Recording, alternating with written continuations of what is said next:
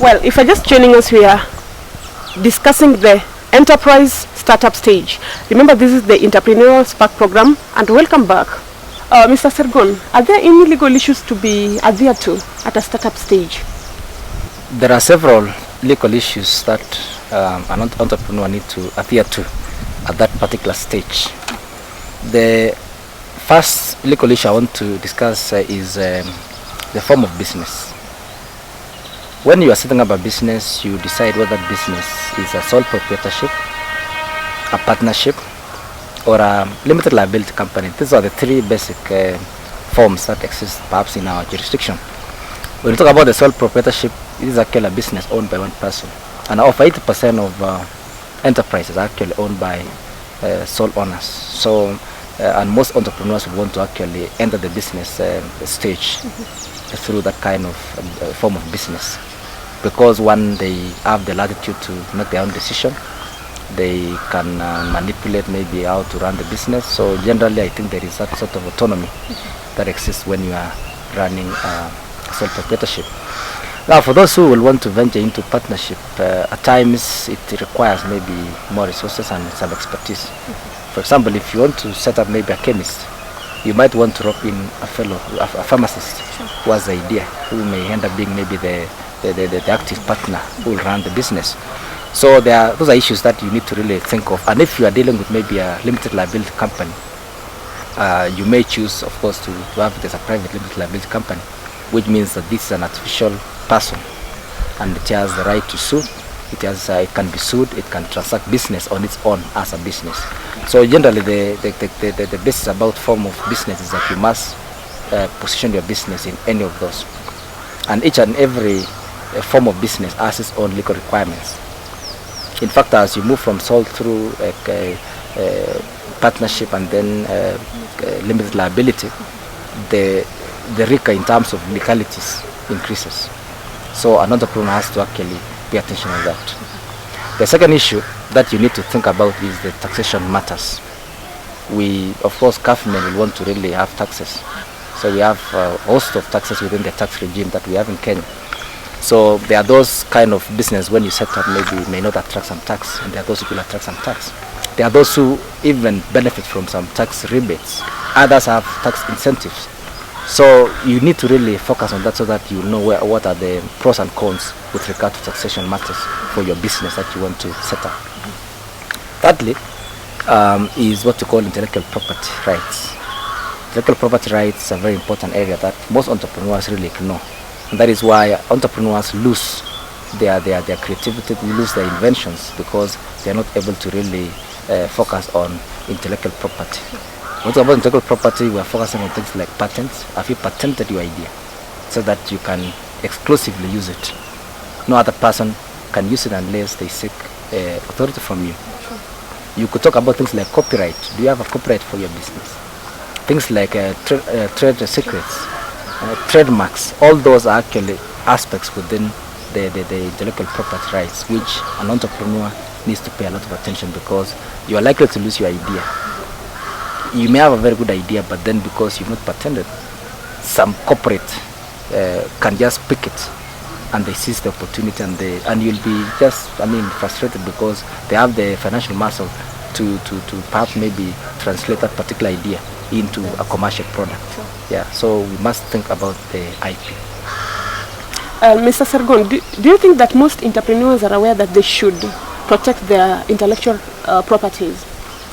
I reckon that most entrepreneurs are not really aware about patenting or protection of intellectual rights.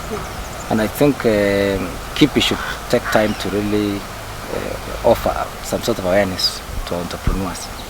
And the other issue I think which exists in the intellectual property aspects is that at times it's actually quite rigorous to patent.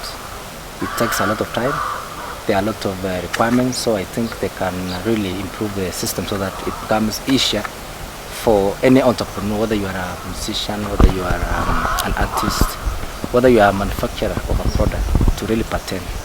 And they must offer that support so that we don't lose our original items like the kiondo and the rest to other countries. The other legal issue, which is very important, is what we call the founders agreement. or at times they call it a vesting scheduler.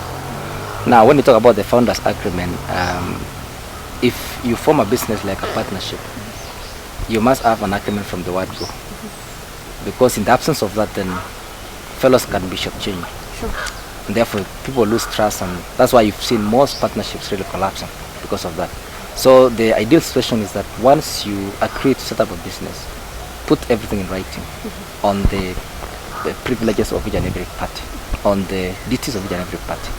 If you're going to pay maybe the active partner, it must be written that the active partner will pay this amount, so that you avoid this kind of issues arising later on, and therefore dampening the spirit of the business.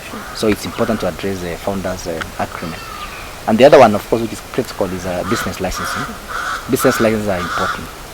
In every jurisdiction where you operate your business, we have county government laws governing maybe how to license a business. Could be a single permit. We have also licenses that are given by some bodies that certify maybe your business.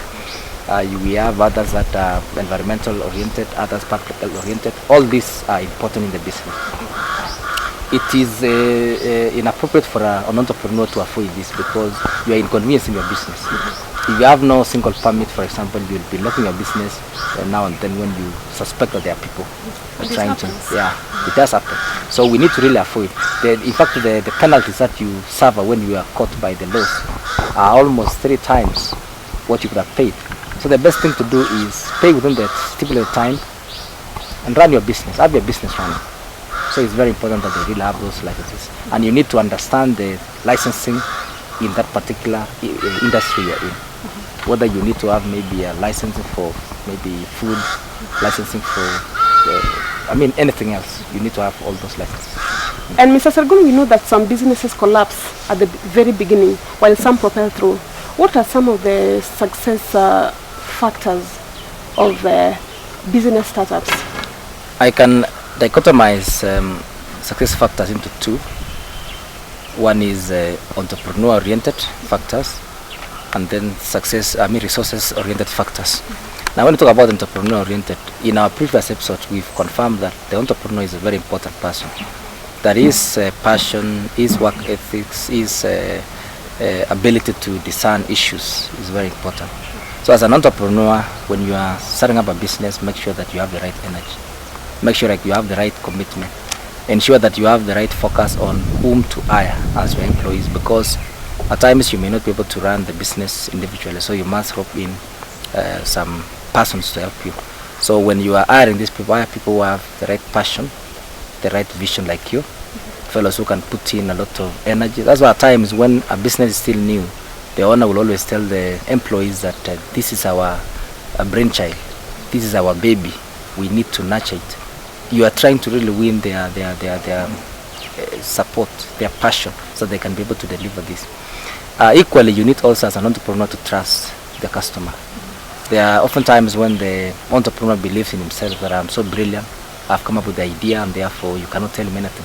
Remember, customer feedback is very important, because feedback is drawn from the perspective of the customer who consumes your product. So you cannot ignore feedback. So when you receive this feedback, use the feedback to improve your product. That is why when we talk about a startup, by the time that business is hitting the ground running, you will have actually evolved the idea several times. So you must think about that. Now when you talk about the resource issues, there are some resources that support the business. You can't really have a business if the resources are not there. Resources could be in terms of the time resource, which you must offer as an entrepreneur. Talk about the financial resources. At times you begin your business with a shoestring kind of budget. So by the time you want to expand the business, you don't have any other options. So entrepreneurs need to focus that if my business reaches this level, I should be able to really plug in certain finances from this particular institution so that they can support me. Or you could be able to convince the financiers to help you have this. Others could be technological resources. If you have those technological resources, it can afford you opportunity to really link up with your other partners. Maybe you can go online when you are marketing your products, or you can even do some orders using online platform to do this. So generally, the entrepreneur plays a very critical role. About 70% to 80% of the success rate is dependent on the effort, intelligence, and the creativity of the entrepreneur. The others will actually be support factors. And because of time, Mr. Sergon, could you just please highlight some risk factors to minimize for a business startup? There are several factors that, risk factors that affect businesses, and therefore they need to be reduced. Now, one of the factors that I've noticed being quite critical is financial risk. There are times we are not willing to really plunge into, so we tend to offer little finances into the business at this inception rate. So you need to really make a decision and therefore fail the finances, because some business collapse because you are not able to inject further finances to that. The other risk, of course, is macro risk, which is the economy. At times you may not be able to really mitigate the economy. The economy could be, usually it oscillates from a boom to doom. So sometimes you may start the business when it's on the doom phase, and then in a short while maybe the economy goes down, then it can affect your business. So you must have mitigating strategies to deal with that. Other issues are things like if you are in the technology sector, the rate at which technology evolves is also a challenge. You might want to do that, and then there is a big issue. Others could be things like competition. That's another risk. You're plunging into some arena where we have existing players, especially if the existing players are actually serious or what we call market leaders. You are likely to have a problem with that. Others, which are of course happening, is things like political risk. Remember our friends who were in Southern Sudan.